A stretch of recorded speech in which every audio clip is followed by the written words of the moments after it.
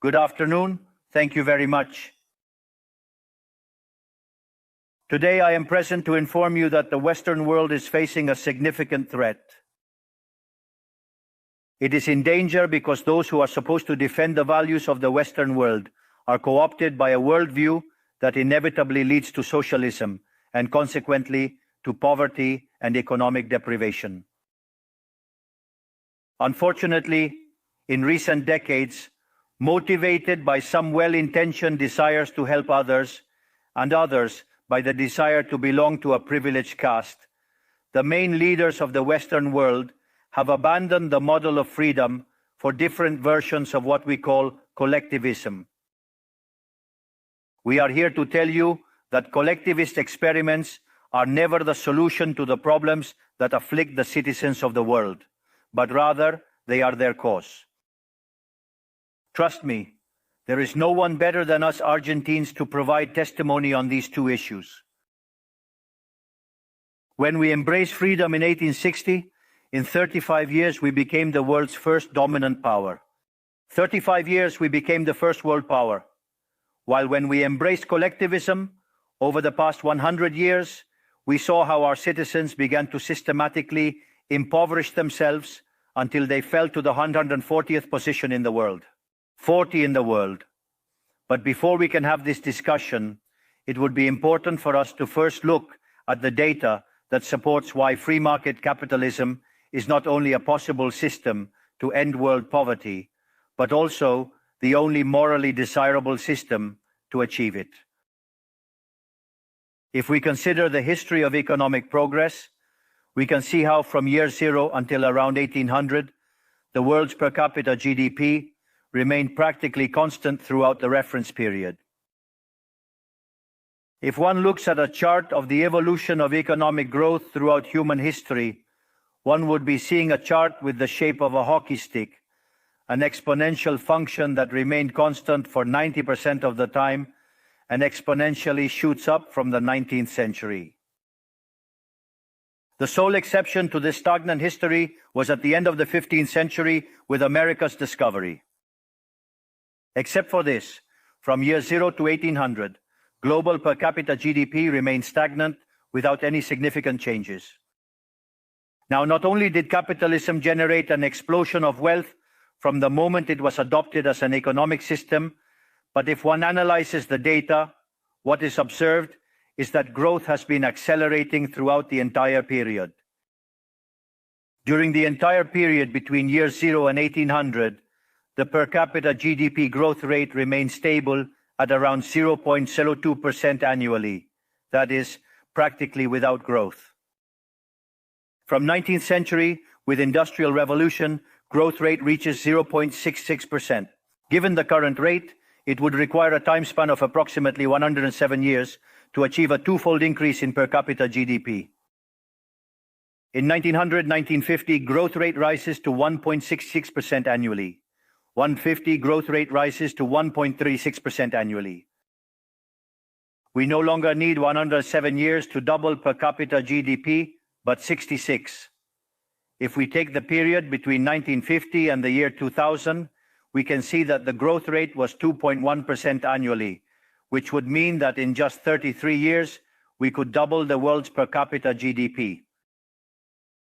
This trend, far from stopping, remains alive even now. If we consider the period from 2000 to 2023, the growth rate increased again at 3% per year, meaning we could double our per capita GDP globally in only 23 years. Now, when studying per capita GDP from 1800 to today, what is observed is that after the Industrial Revolution, global per capita GDP multiplied by more than 15 times, generating an explosion of wealth that lifted 90% of the world's population out of poverty. We must never forget that by the year 1800, about 95% of the world's population lived in extreme poverty, while that number dropped to 5% by the year 2020, prior to the pandemic. The conclusion is obvious. Far from being the cause of our problems, Free market capitalism as an economic system is the only tool we have to end hunger, poverty, and destitution throughout the planet. The empirical evidence is unquestionable. Therefore, as there is no doubt that free market capitalism is superior in productive terms, the left's doxa has attacked capitalism for its moral issues, for being, according to them, as its detractors say, unjust. They claim capitalism is bad because it's individualistic and collectivism is good because it's altruistic towards others. And thus they strive for social justice. But this concept that has become trendy in the developed world recently, in my country, it has been a constant in political discourse for over 80 years. The issue is that social justice is unfair and doesn't contribute to general well-being. On the contrary, it's an inherently unfair idea because it's violent. It's unfair because the state is financed through taxes, and taxes are collected coercively. Or can any of us confidently say that they pay taxes of their own free will? This implies that the state is funded through coercion, and that the higher the tax burden, the greater the coercion, leading to a reduction in freedom. Those who promote social justice start from the idea that the economy as a whole is a cake that can be distributed in a different way. But that cake is not given. It is wealth that is generated in what, for example, Israel Kirzner calls a market discovery process. If the good or service that a company offers is not desired, that company goes bankrupt unless it adapts to what the market is demanding. Create a high-quality product at a good price or attractive, succeed and produce more, so the market is a process of discovery where the capitalist finds the right direction on the go. But if the state punishes the capitalist for success and blocks him in this process, it destroys his incentives, and the consequences are that he will produce less and the cake will be smaller, generating harm to society. Collectivism, by inhibiting discovery and hindering appropriation, ties the entrepreneur's hands, preventing him from producing better goods and offering better services at a better price. How can it be then that from academia, international orgs, politics, and econ theory, an econ system is demonized that not only has lifted 90% of the world's pop out of extreme poverty and does so increasingly faster, but is also fair and morally superior? Thanks to capitalism, the world is currently in its best moment. There has never been a moment in history with greater prosperity than the one we live in today. Today's world is freer, richer, more peaceful, and more prosperous than ever before. This is true for everyone, but particularly for those countries that are free, where they respect economic freedom and individual property rights. Because free countries are 12 times richer than repressed ones. Saying goes that in countries with freedom, people live better than 90% of population in repressed countries. It has 25 times fewer poor people in the standard format and 50 times fewer in the extreme format. And if that weren't enough, citizens of free countries live 25% longer than citizens of repressed countries. Now, in order to understand what we come to defend, it is important to define what we mean when we talk about libertarianism. To define it, I take up the words of the greatest proponent of the ideas of freedom in Argentina, Professor Alberto Venegas Lynch, who says that libertarianism is the unrestricted respect for the life project of others, based on the principle of non-aggression, and in defense of the right to life, liberty, and property, whose fundamental institutions are private property, free markets without state intervention, free competition, division of labor, and social cooperation, where one can only be successful by serving others with goods of better quality at a better price. In other words, the capitalist, the successful entrepreneur, is a social benefactor who contributes to the well-being of society as a whole. In short, a successful entrepreneur is a hero. This is the model that we are proposing for the future of Argentina, a model based on the fundamental principles of libertarianism the defense of life, freedom, and property. Now, if free market capitalism and economic freedom have been remarkable instruments to eradicate poverty globally, and we are presently experiencing the most favorable period in human history, it is worth inquiring why I assert that the West is in jeopardy.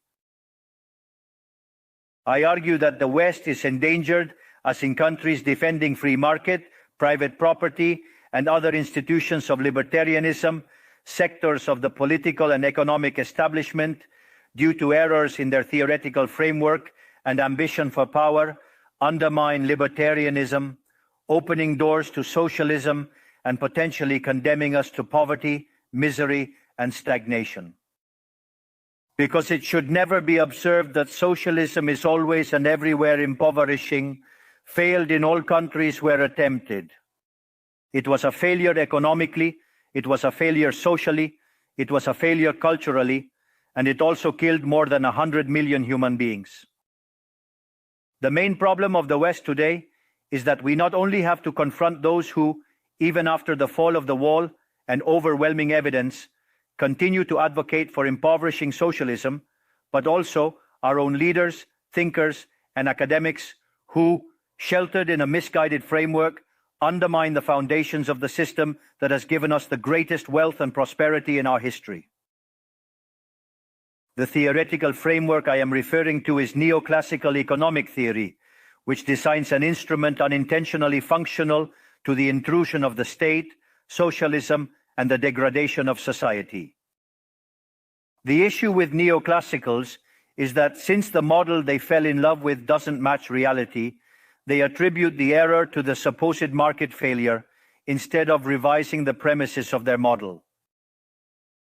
On the text about a supposed market failure, regulations are introduced that only generate distortions in the price system that hinder economic calculation and consequently savings, investment, and growth.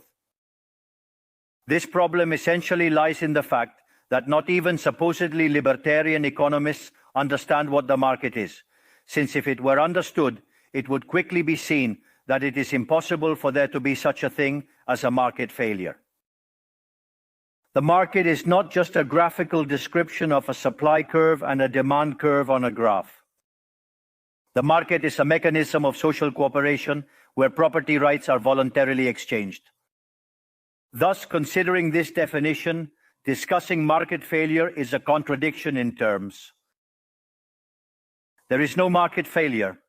If transactions are voluntary, the only situation in which there can be a market failure is if there is coercion present.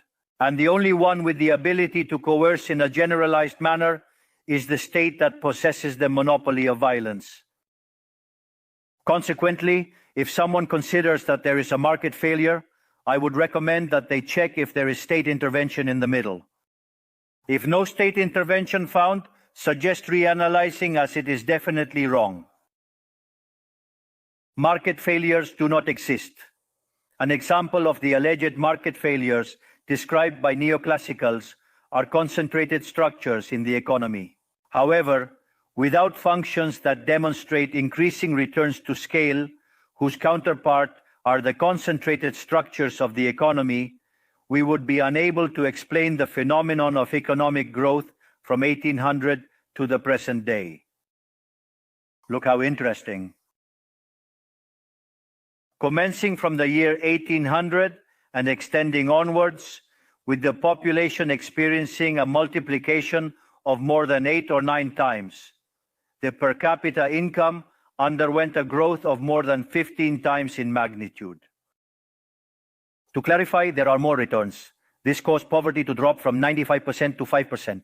However, the presence of increasing yields implies the existence of concentrated structures, which would be referred to as, for example, a monopoly in the market economy. How can it be that something that has generated so much well-being, according to neoclassical theory, that is considered a market failure? Neoclassical economists think outside the box. When the model fails, don't get angry with reality. Get angry with the model and change it. The dilemma for the neoclassical model is that they aim to enhance market functioning by targeting perceived failures. By doing so, they not only open doors to socialism, but also undermine economic growth. For instance, implementing regulations on monopolies, dismantling their profits, and obliterating increasing returns would inevitably annihilate economic growth. In other words, each time you want to correct a presumed market failure, inevitably, due to not knowing the market or because you have become attached to a failed model, you are opening doors to socialism and condemning people to poverty. However, in the face of the theoretical demonstration that state intervention is harmful, the empirical evidence that it failed because it could not be otherwise, the solution that collectivists will propose is not greater freedom, but greater regulation, generating a downward spiral of regulations until we all become poorer and the lives of all of us depend on a bureaucrat sitting in a luxury office. Given the resounding failure of collectivist models and the undeniable advances of the free world, socialists were forced to change their agenda. They left behind the class struggle based on the economic system to replace it with other supposed social conflicts equally harmful to community life and economic growth.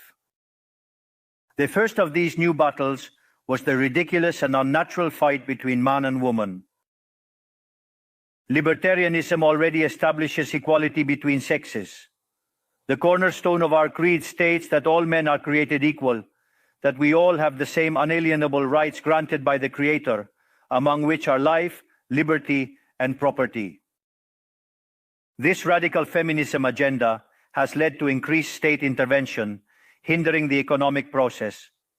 It provides jobs to bureaucrats who haven't contributed anything to society, whether through women's ministries or international organizations promoting this agenda.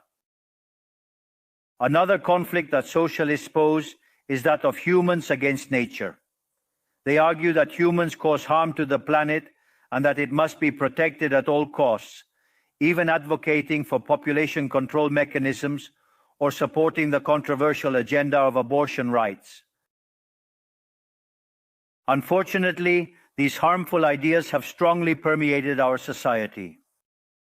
Neo-Marxists have managed to co-opt the common sense of the Western world.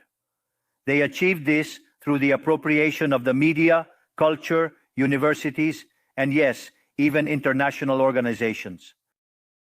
The final case is very serious, as it involves institutions with huge influence on the political and economic decisions of the countries in these multilateral organizations. Fortunately, more of us dare to raise our voices, as we see that if we don't confront these ideas head-on, the only possible destiny is more state, more regulation, more socialism, more poverty, less freedom, and consequently, a worse quality of life. Unfortunately, the West has already started down this path.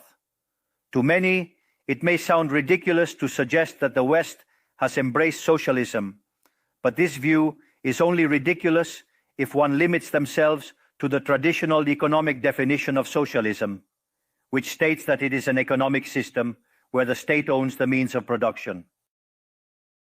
In my opinion, this definition needs to be updated to reflect the current circumstances from my perspective.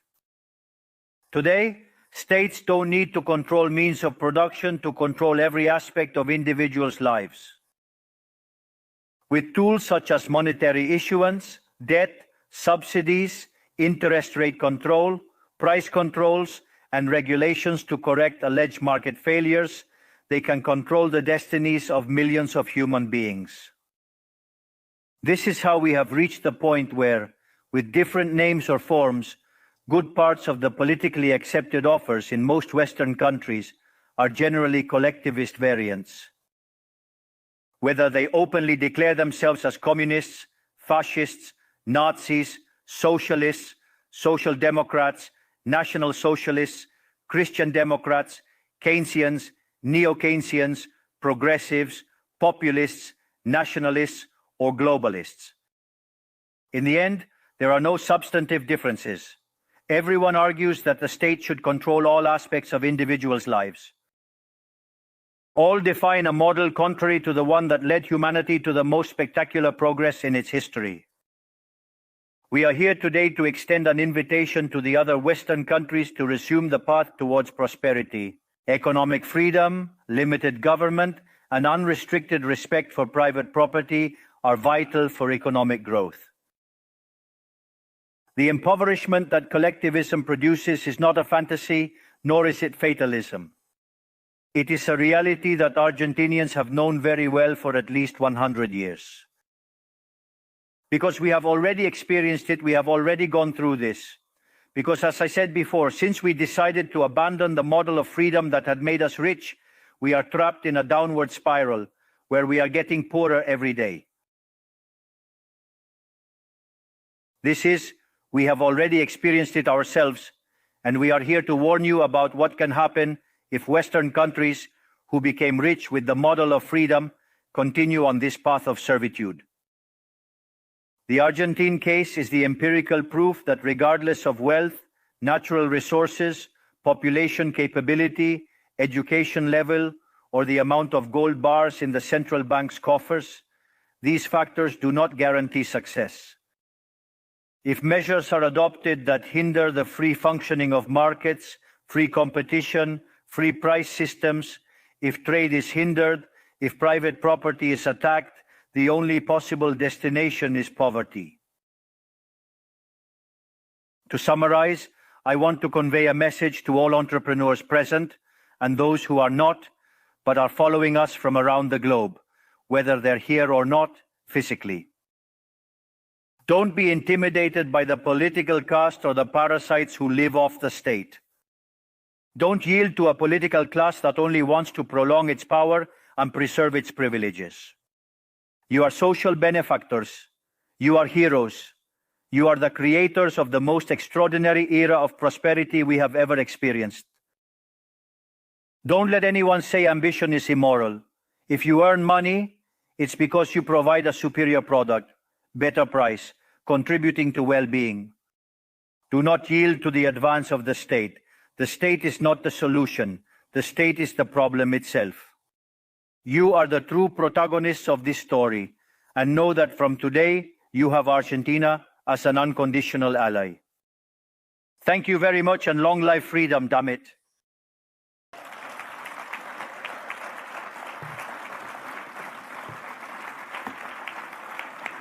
Thanks.